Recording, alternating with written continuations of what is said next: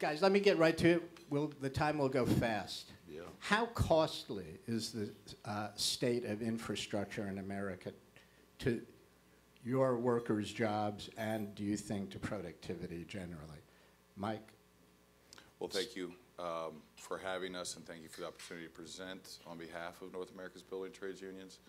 You know, look, we're coming out of the heels of what can be characterized in the construction industry, not only the Great Recession, but it was literally a depression for the construction industry. We had upwards of 40% unemployment in some states, and obviously the toll that levies on families and communities is devastating. So we're just starting to come back to some of the pre-recession employment levels, but we're certainly not there.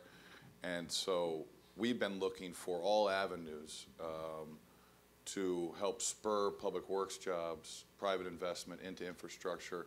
And I think some of your earlier panelists broadened the conversation. Traditionally, I think we're looking at roads and bridges, but there are water systems, schools, broadband, energy, infrastructure that we can look at.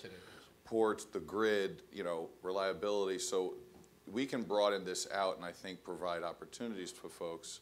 But in the absence of real robust federal involvement and I think the rise of increased politicization of a normally bipartisan issue that really gets to, national security, our core competitiveness, and of course, yes, employment opportunities. We've looked for opportunities on our own part, working with SEIU, working with the AFL-CIO, working with the American Federation of Teachers. And one particular instance that Sharon did mention was the forum that we're very grateful that President Clinton afforded us through the Clinton Global Initiative to come together and try to utilize our own pension capital to fill that breach, if you will. Let's get to that. Yep. If I could just finish, $10 billion is obviously not going to meet the needs of a $2 to $3 trillion backlog, but it certainly allows us to put our best foot forward, right, and put our money where our mouth is in terms of priorities for this country. So we come at this not only from a worker representative standpoint, but also with our investor hat on. And we're looking to source good deals, but we're also looking to source deals with standards. And I think we'll get into it more about public-private partnerships, and some of what was alluded to in the prior panel are, we're not ultimately afraid of them. We think that they can be structured in a way that are win-win for both investors, but also the community. And let's keep in mind what was referred to earlier is let's make sure we negotiate these things properly so they're not total concessionary agreements, but again, a win-win for everybody.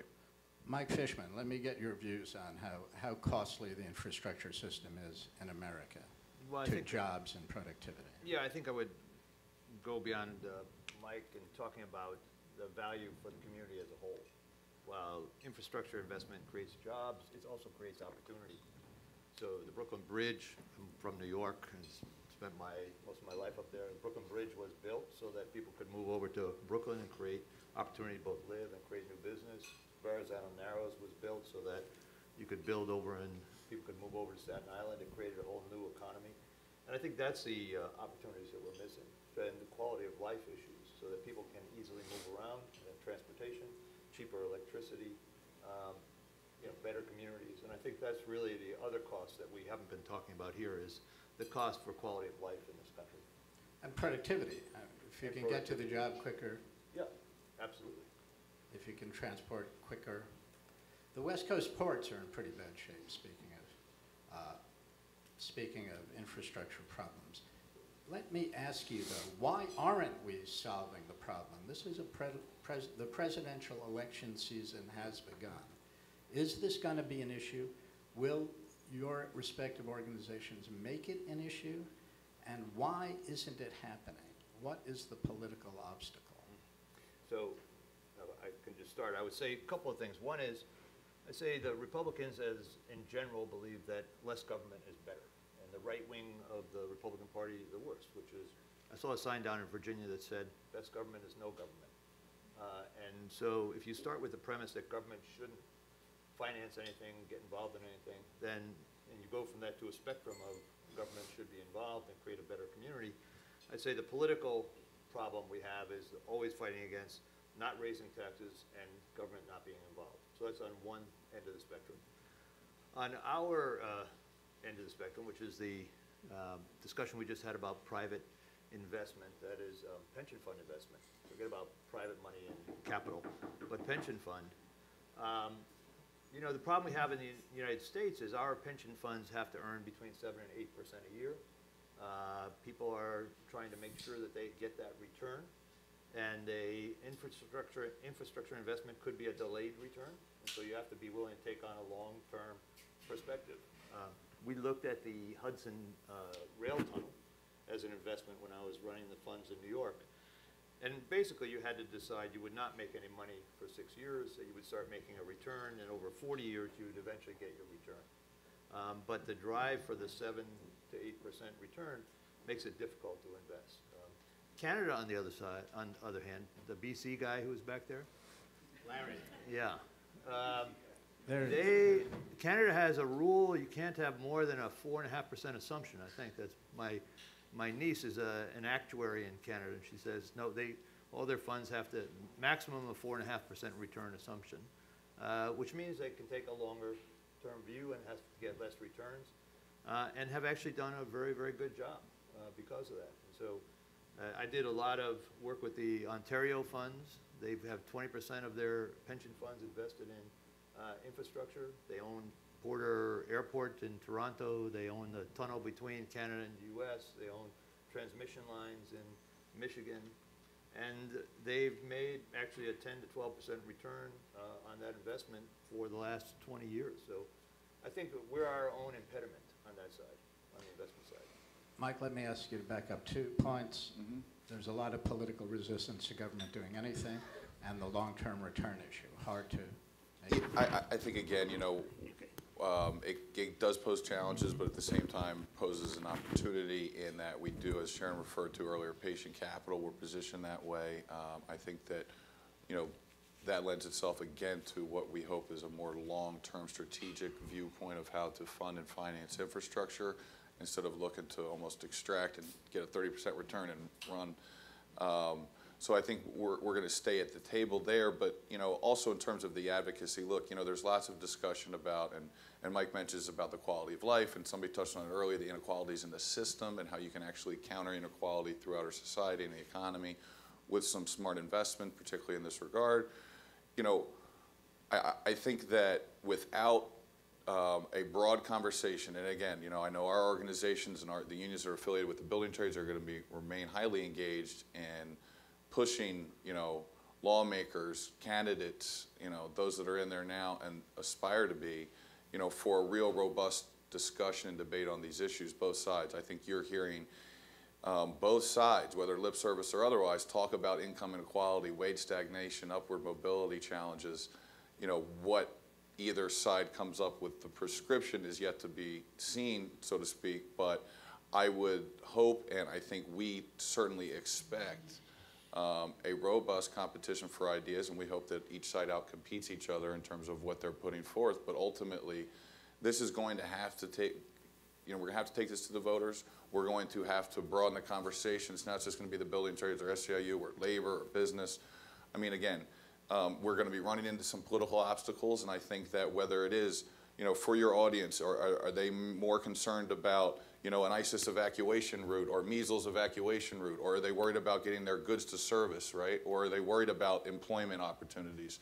Are they worried about creating pathways and ladders of opportunity to train and recruit the next generation of apprentices in underserved communities because of the demand that we've created with these investments? So we're going to be part of that conversation. We have to broaden that conversation because, again, I think there are a lot more winners in this if done properly than sort of the current zero-sum politics that are driving the day.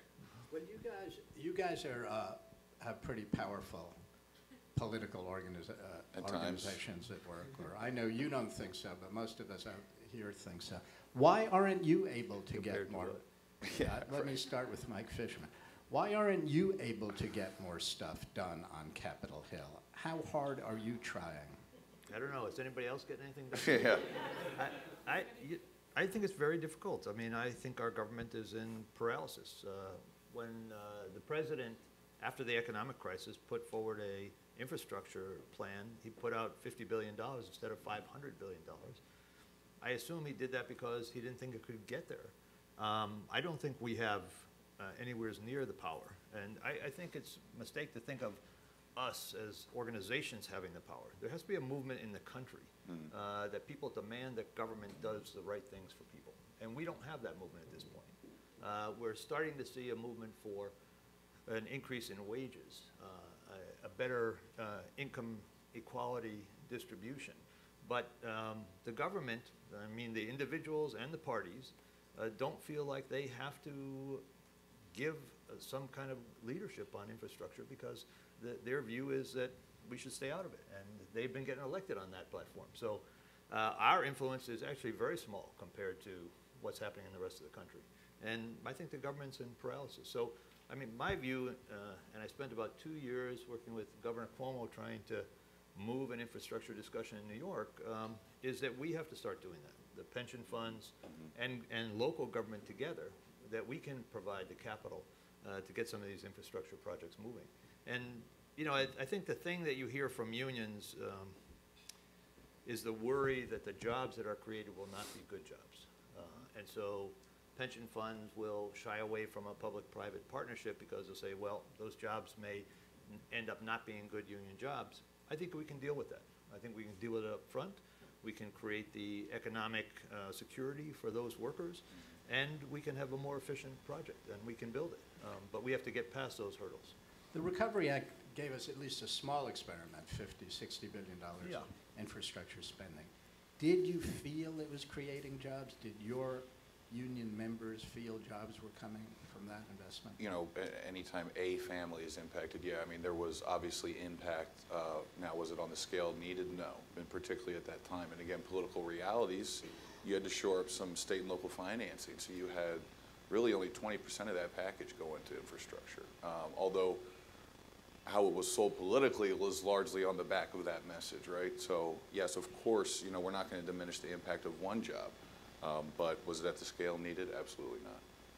Are the unions organizing among themselves to try and develop a threshold? Well, it looks like we're having the discussion right now. You know, we are. And look, I will, you know, to on the bring it point, together. no, on the, well, thank you for the panel.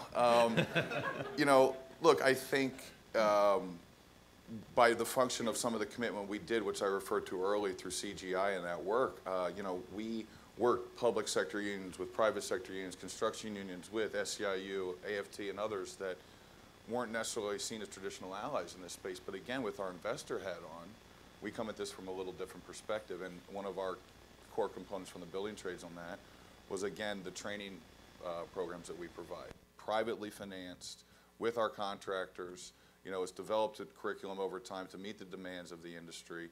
And again, with our then pension funds, we try to create the demand with the jobs, which then allows us to recruit even more people into the system, which again, we think are efficiencies through that model that can be replicated, whereby others are, you know, looking for the federal government and its limited resources to train their workers. Here's a private sector solution that we can herald. So to your original question, yes, of course. I mean, we're reaching across maybe non-traditional sectors or allies within the labor movement within our own group to try to, you know, build the case for this.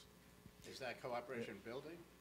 I think it is, but it's difficult. I mean, I think the woman who was here from CalSTRS, you know, the real money in the labor movement is not in the private sector. So our pension fund at 32 BJ, our local in New York, was $1.5 billion. That's really not enough money to build the kind of infrastructure we want. But the big money is in the public employee funds, whether it's teachers or municipal employees. You know, 100 billion and 120 billion in New York State, New York City.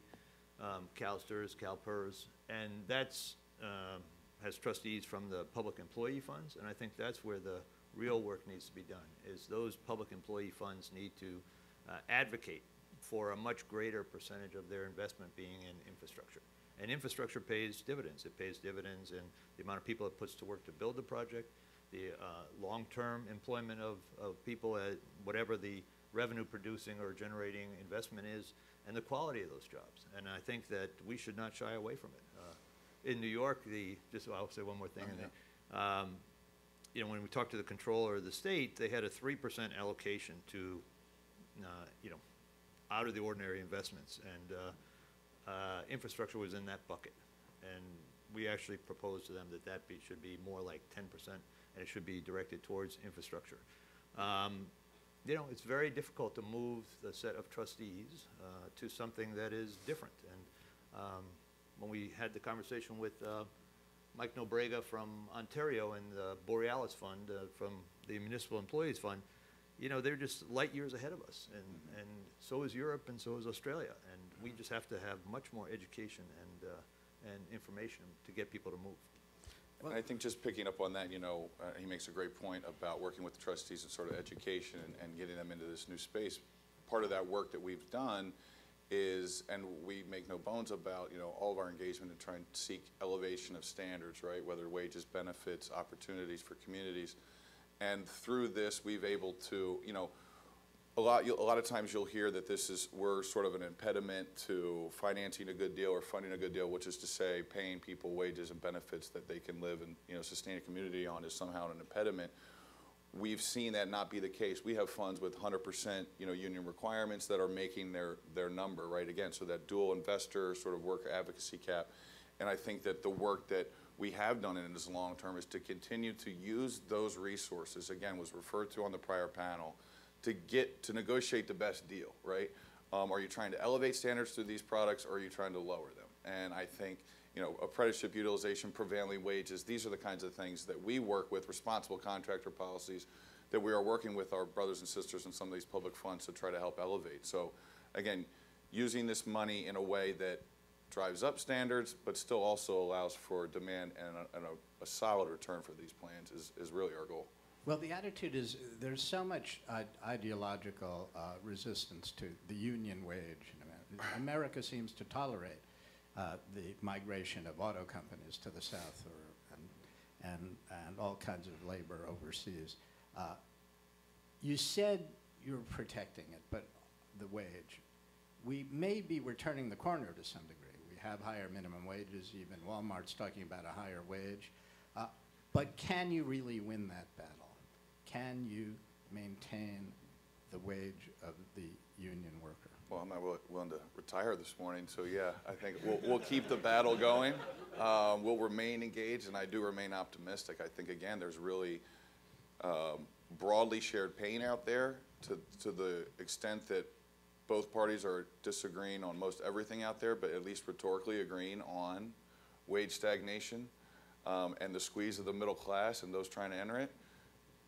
I'm bullish on our prospects to try to break through. You know, now we need to connect the dots and tell a broader story. But if we don't remain optimistic, you know, I don't know why I'm sitting here. Mike, are you going to remain optimistic, or are you going to retire? I may do both. Yeah. I think it's the wrong question, actually. Yeah. I think that the truth is the labor movement was founded to represent the interests of all workers. Right. And that at this point in the country, income inequality is dramatically growing. The impact of income inequality is it truly threatens democracy. Mm-hmm. It truly puts mass numbers of people into poverty. And we're headed for a time when people are getting older, like some of us on the stage, and there's going to be fewer wage earners to support them. And those wage earners are making less money. And we're headed for a time of incredible poverty, which is actually not good for the economy, not just for the democracy. And I think that to hold the union wage, as you call it, it means that there has to be a movement in the country to build organization for workers' power. And that means the union wage is only high in some places because that was a place where there was still collective bargaining that you could sustain. You know, so like where I come from in New York, janitors make $25 an hour. You know, you would say, well, that's too much. It's not too much for the industry in New York City with the costs. But there are tons of people in New York, you know, 20% of the population that's living in poverty, and they're making minimum wage or less. And that's bad for the city, bad for the state, bad for the country. And we have to all address that. And so what I see now, what you mentioned, the effort to raise minimum wage is really about raising the floor. You know, all the polls say people don't care if there's inequality. You know, we don't mind if some people get rich as long as nobody's living at the bottom in poverty. And so I think there is consensus in this country that we need to raise the bottom. And if we raise the bottom, then that will get us to where worker organization will be able to protect a wage that we all agree on together. So well, I'm optimistic. A lot of people have simply fallen out of the middle, but there is a movement now going on.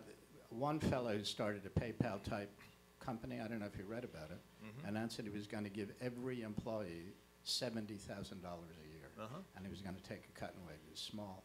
But it's starting to become talk. Yeah. And so you sense it, no? You sense it in your own organizations. Well, and half the people in the country make less than $15 an hour. Just think about that. Is anybody in here making $15 an hour or less? And then in our last contract in New York. I write books. I make less. Yeah.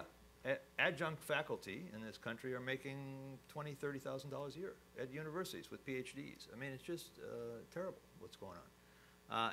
And in New York, when we were in our last contract and we were talking about the wage rates for a janitor who cleans a building, we did some interviews on the street. We went out on the street and interviewed people, made commercials with it, and we said, is $46,000 too much for someone to make who works hard? It's not like they're not working hard.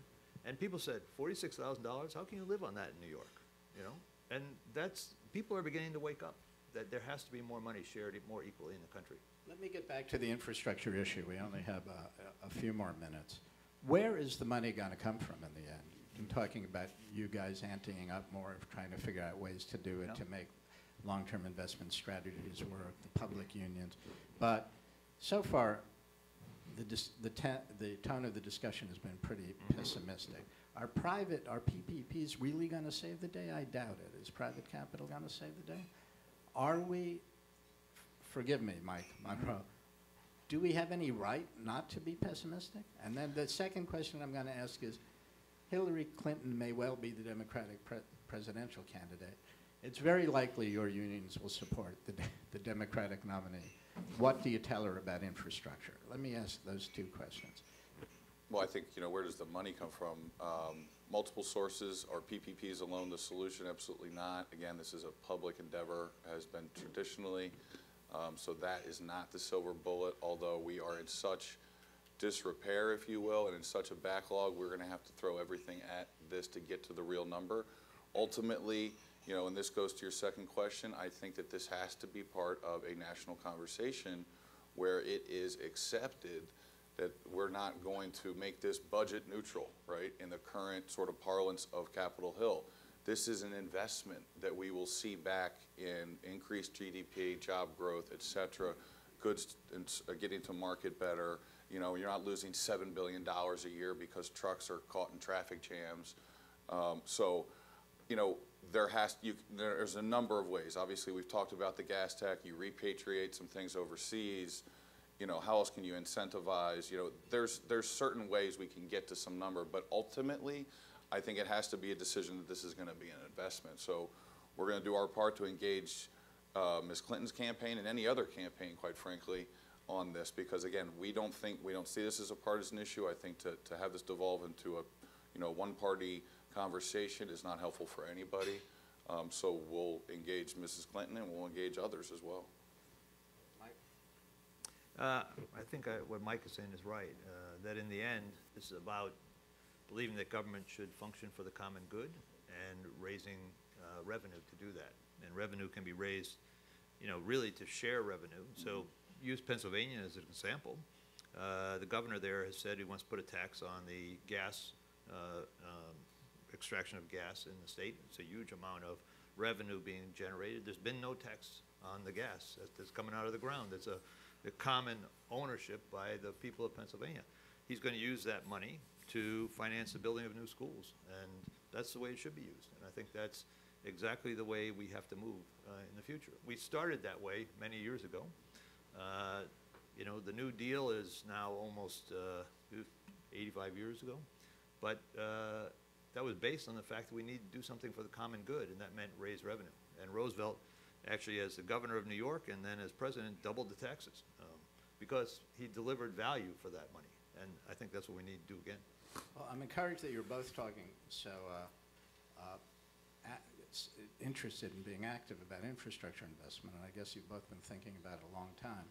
It seems to me our infrastructure development in America, I mentioned this earlier, has always been a political issue. There's always been major political resistance to the canals, to the Gallatin Road, which I don't think was ever completed, by the way. Right. We didn't get to that part, and so on. So, are you fighting hard enough yes or no, and I'll leave it at that. You should answer that question. Yeah. I don't know. Well, I'm asking it because I'm wondering, are you fighting hard enough? Unions can be powerful. We're engaged every day. We'll remain. I think we are fighting on a broader level, that while infrastructure is a part of our agenda, the real agenda has to be about creating a government that is functioning for the common good, and that with that will come infrastructure. But it's not the only thing that we're going to deal with. Mike Monroe, Mike Fishman, thanks very much for your time. We're Thank you. very encouraged. Thank you. Good to be with you, man. Good to see you.